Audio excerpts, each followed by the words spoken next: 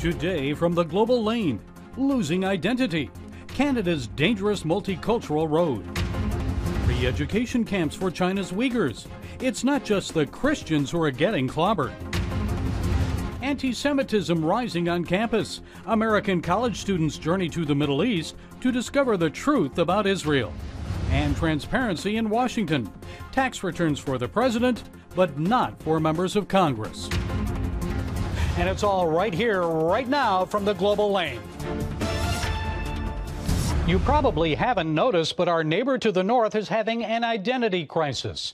Canada has embarked on a radical national experiment with profound changes that could lead down a dangerous road. Dale Hurd brings us that story.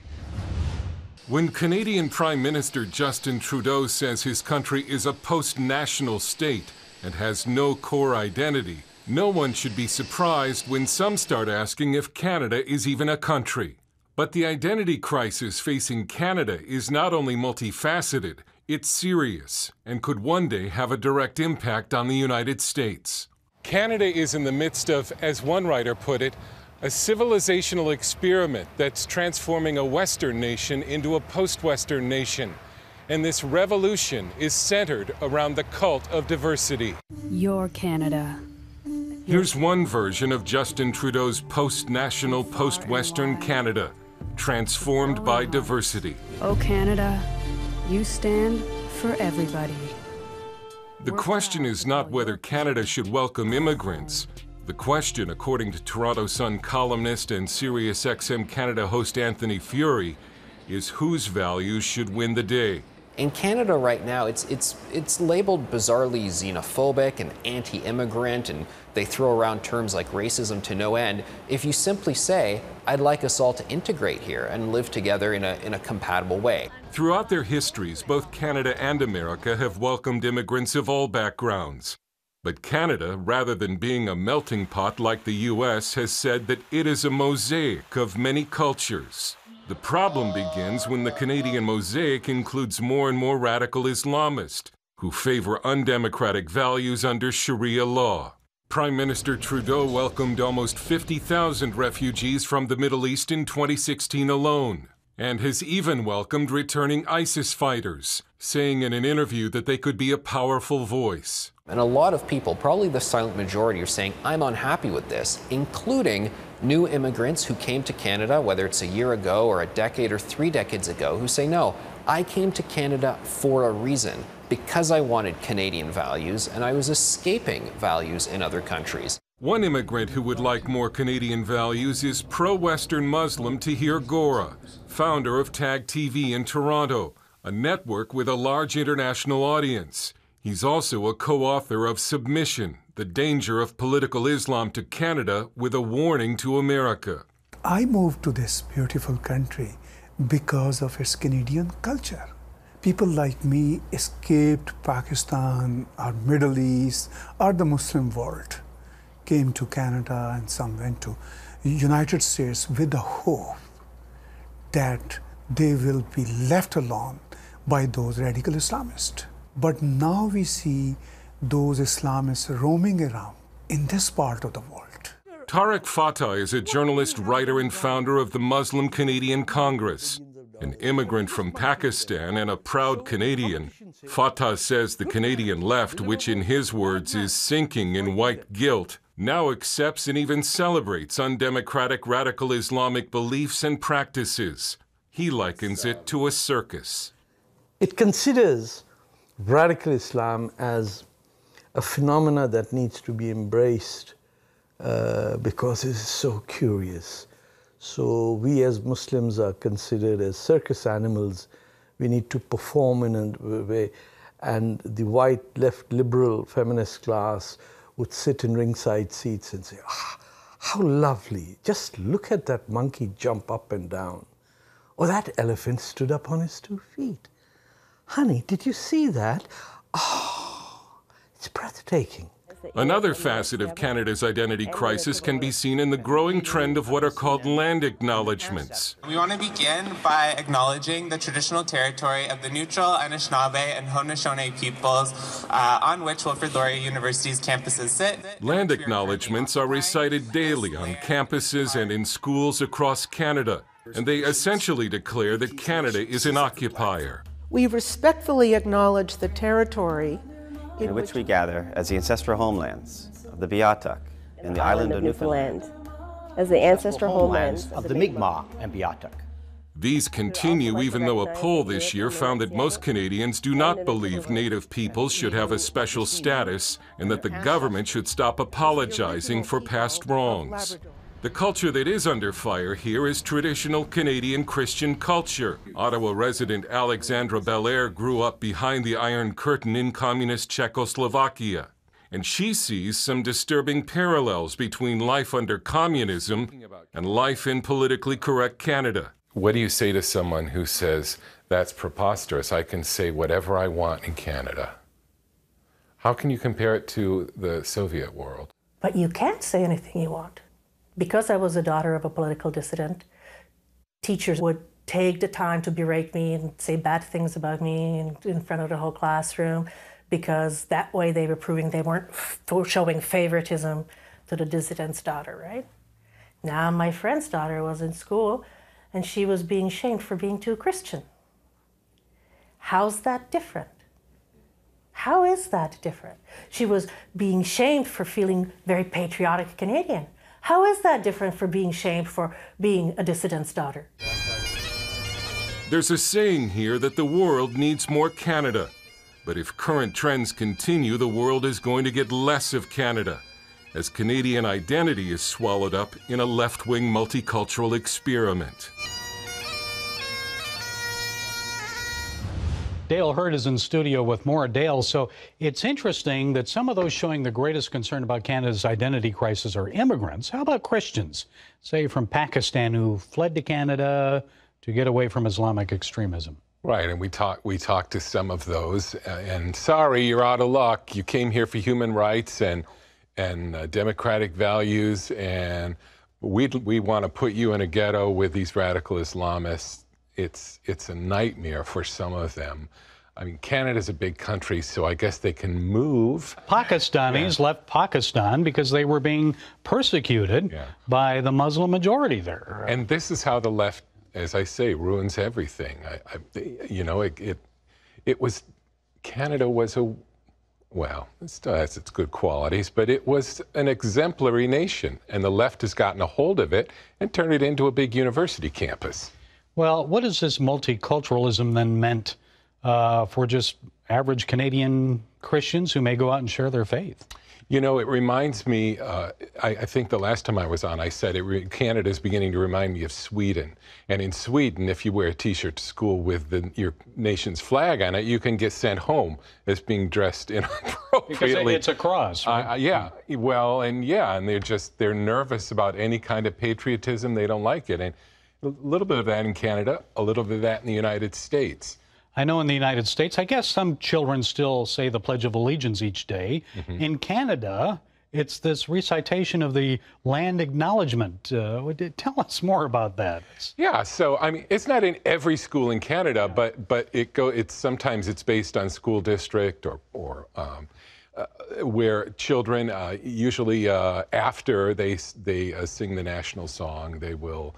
Oh, Canada, they'll recite this acknowledgement that the land they're on used to be occupied by Indians. Well, hello, I'm with all due respect to Native peoples and any abuse or trouble that they may have had to live through because of Europeans, but what part of the earth hasn't been occupied by someone else? Indigenous people have occupied land of other indigenous people. That is a good point. Yeah. What are the chances that this extreme multiculturalism will come to the U.S.? I think it would be state by state. Now, I think, as you know, part of the Canadian identity is not American, right? So they pride themselves at not being American, at being more reasonable. I interpret part of that as not having as much fight as we do, and they're more long-suffering and too long-suffering. And I think that Yankees would not put up with a lot of this stuff, frankly, that they have put up with. And they, as some parts of Europe, may reach a point where they're like, that's enough. We're not going to take this anymore. We hope so. Thank you. What an excellent report. Thank you, Gary. God Almighty is a God of blessing. He always wants to bless his people. But how do you get that blessing? And what principles will unlock that secret? In Miraculous Blessings, Pat Robertson shows you how to open the floodgates of God's awesome blessings in your life. In order to have a blessing, you've got to be blessable. Discover what the Bible has to say about God's covenant of blessing, the laws of blessing, and what are the hindrances to the blessings of God. The words of Jesus, they are as valid as the law of gravity, and if we follow those laws, we will be blessed. You'll see amazing true stories of everyday people whose lives were rescued and transformed by God's miraculous blessings. But even the doctors acknowledge that this had to be a miracle. Call 1-800-700-7000 or visit CBN.com to become a CBN partner and get miraculous blessings today. Hello, I'm Terry Newsom. Did you know there are more than 148 million orphans in the world today? 148 million. But it was 3 little girls that taught me about the plight of orphans. My husband and I spent nearly a month immersed in the daily activities of a Ukrainian orphanage as we waited to adopt 3 sisters. I saw firsthand the utter loneliness, the pain of rejection, and the overwhelming desire to be loved. That experience changed me forever. And out of it grew a ministry from my heart called Orphans Promise. Today, we're helping orphans and vulnerable children in more than 50 countries worldwide. Thousands of children are now in safe homes. They're being educated, and they're learning life skills. I'm asking you to join with me and become family to these children. Will you call the number on your screen right now? Because every child deserves a chance to be happy. We've told you about persecution against Chinese Christians, but did you know other Chinese people are also suffering, perhaps to a greater extent? Many of us have probably never heard of the Uyghur people. They're an ethnic minority living in Western China in a region known as East Turkestan. Here to fill us in with more is Salih Hudayar. He's International and Political Affairs Director for a group called the East Turkestan National Awakening Movement. So, Salih, thanks for joining us today. The Wall Street Journal, others are reporting the Uyghur people are being rounded up in China by the tens of thousands. They're being sent to re-education internment camps. So fill us in. Why is China doing this to the Uyghur people, and why now? Thank you for having me, Gary. First of all, the oppression of the Uyghur people by the Chinese government is something that has been ongoing since China occupied East Turkestan in December of 1949. The reason that that they're targeting and specifically putting Uyghurs into so-called re-education camps in the millions. In fact, according to the UN Committee on the Elimination of Racial Discrimination, their report from August 10th stated that at least 1 million Uyghurs are in so-called counter-extremism centers, with a further 2 million in re-education camps for political and cultural indoctrination.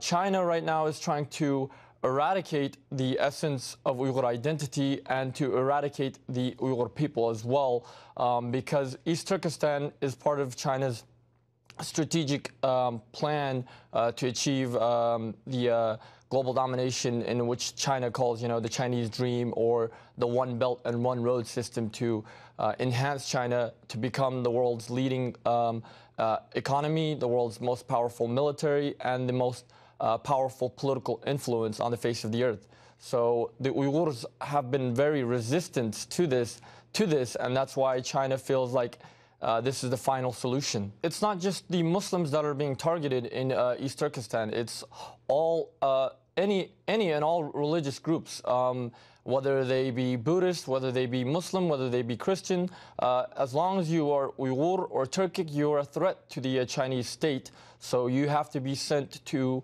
quote unquote re-education.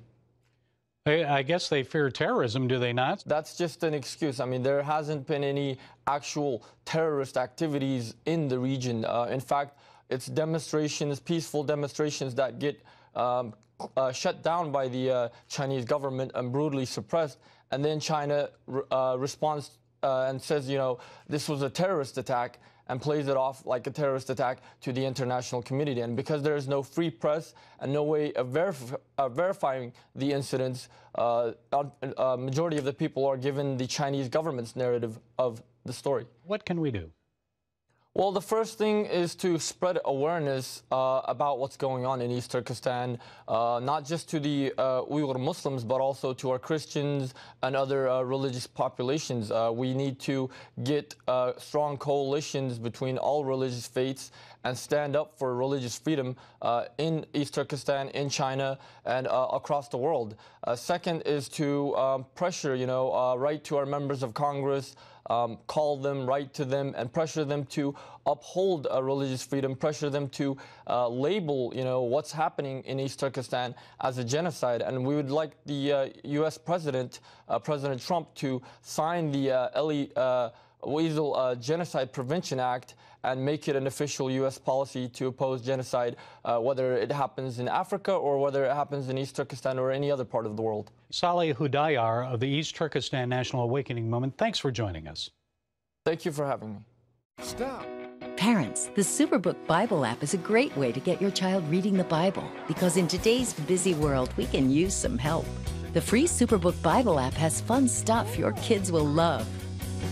They'll have a blast learning the Bible, playing great games, watching cool videos, discovering heroes in the Bible. They'll have fun while they learn God's Word.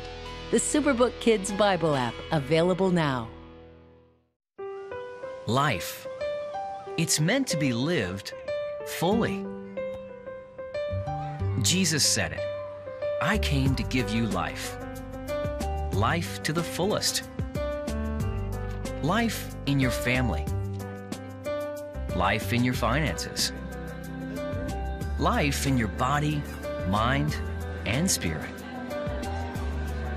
Life in your everyday.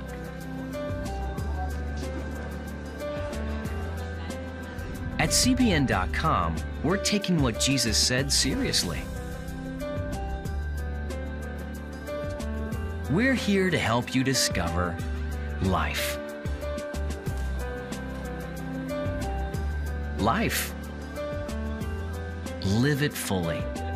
CBN.com.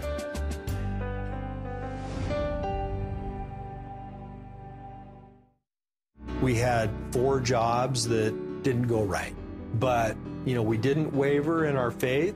That's when God put on my heart that we needed to do the well. Within a couple of days, we got an insurance refund check that we had no idea was coming. And here we are, this year, it's just boom. You go out and help other people and you get rewarded for it. Get Pat Robertson's latest teaching, Miraculous Blessings.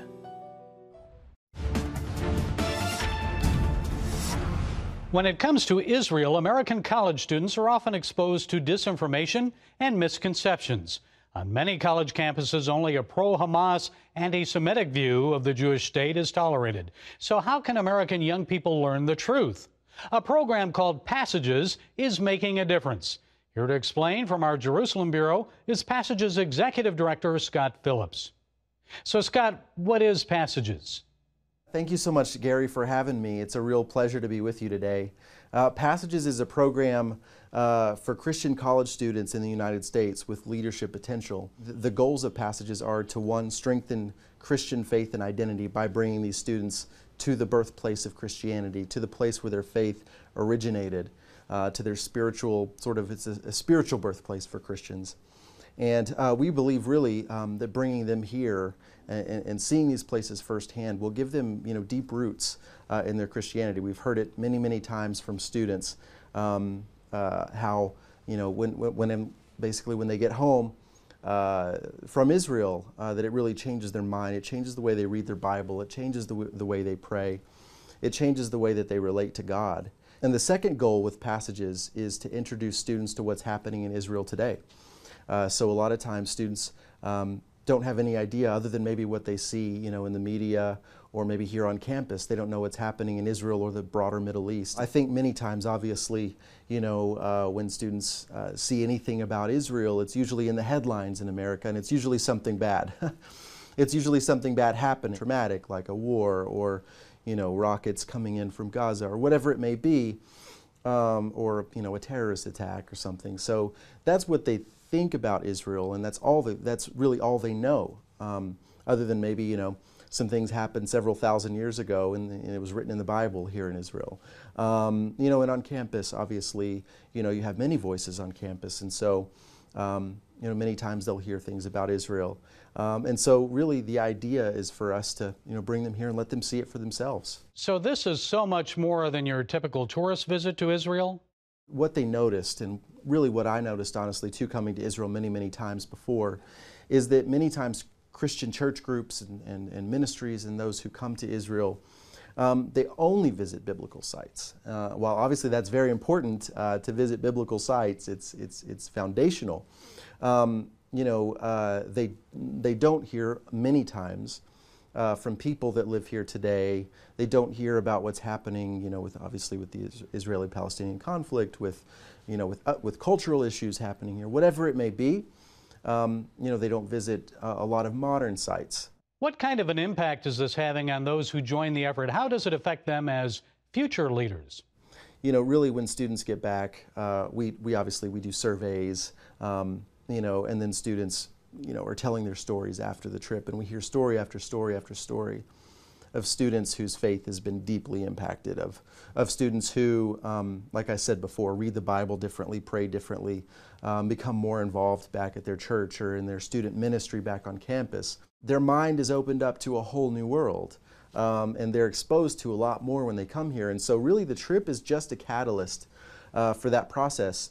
And at Passages, we're really passionate about leadership development. And how likely are they to meet Arab Christians, those who Islamic extremists view as being Zionist, simply because they recognize a biblical connection between Jews and Christians? One of the types of speakers that the students hear from is an Arab Christian pastor while they're in Israel. And so they do receive that narrative, and they do hear about their brothers and sisters in Christ who live here in Israel today.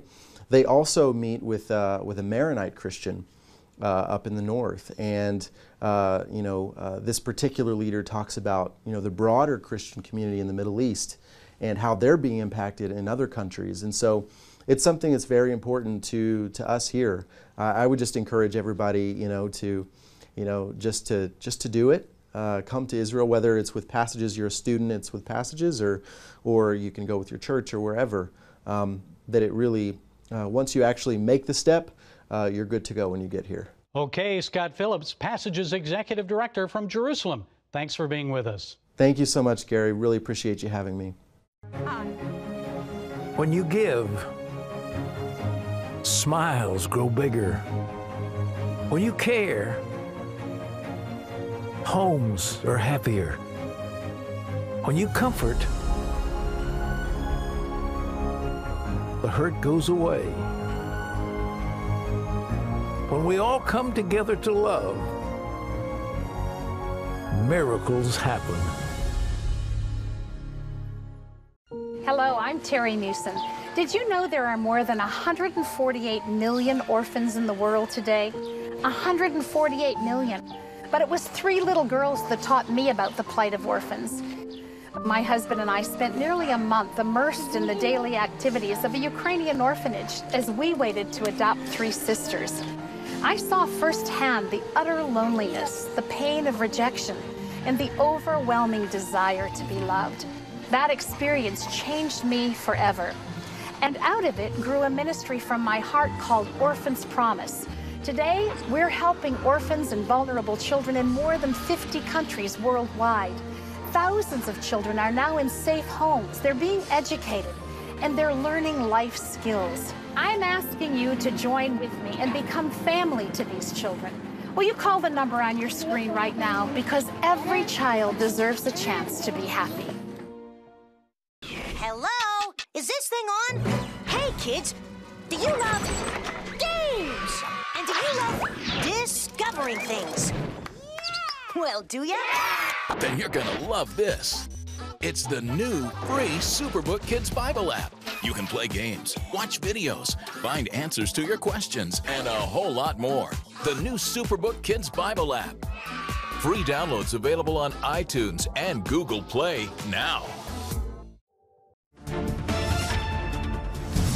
With all the news about the border and government shutdown, you may have missed the very first bill introduced into the new House of Representatives. It's called H.R. 1, the For the People Act. Maryland Democrat John Sarbanes is the lead author. Title 10 of the bill requires the president and vice president to release their income tax returns. But what about Congress? No such requirement. Immediately after Nancy Pelosi was sworn in as the new Speaker of the House, she promised this.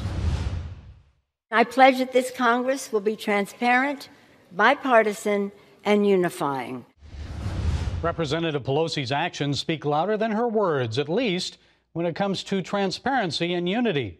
I can't stop thinking about her visit to the Oval Office last December when she argued with President Trump about border security. It was shocking, unprecedented. Pelosi wanted the cameras and members of the press to leave the room. We came in here in good faith, and we're entering into this kind of a discussion in the public view. But it's not bad, let us it's called transparency. While our politicians talk about transparency, most are not really for it when it comes to them. The attitude is really, let's force Trump to make his tax returns public, but not me. Nothing to see here. Donald Trump entered the presidency a billionaire. Guess what? When he leaves office, he'll still be a billionaire. Did you know that according to the Center for Responsive Politics, not all members of Congress come into office wealthy, but many leave that way? Here's a list of the CRP's top 10 from 2005 to 2015. Bob Corker, the senator from Tennessee who just left office, had the biggest percentage increase during the 10-year period. His wealth went from $32,500 to more than $69 million.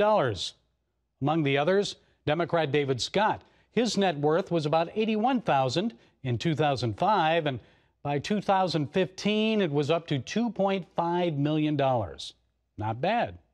Now, don't get me wrong, I'm not like a lot of leftists who believe wealth is bad. After all, that's the American way. You get a good education, work hard, you too may become financially wealthy. Nothing wrong with that. But many politicians are getting rich because of their public service. So much so, members of the U.S. Congress reportedly are now worth a combined total of $2.4 billion. Their median net worth is about $500,000. That's nearly 10 times the annual income of the average American. And Speaker Nancy Pelosi is said to be worth more than $100 million.